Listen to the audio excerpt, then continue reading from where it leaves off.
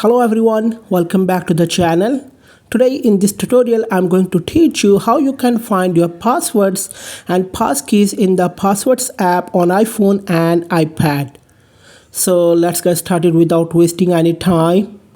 To find your passwords and passkeys on your iPhone, simply open the new Passwords app.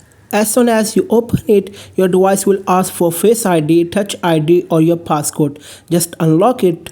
Once you are inside, you'll see a complete list of all your saved logins. Tap on all and you'll find everything stored there. Your app passwords, website passwords and even your Wi-Fi passwords. If you want to view a specific password, just tap on it. It will show you the username and password and you can copy it if needed. Now if you are looking for passkeys, there's a dedicated section for that as well. Inside the Password app, tap on Passkeys and you'll see all the accounts that use passkeys instead of regular passwords. And if you have a lot of saved logins, you can use the search bar at the top.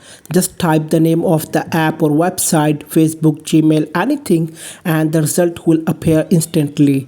And that's it. It's super simple and everything is neatly organized in one place.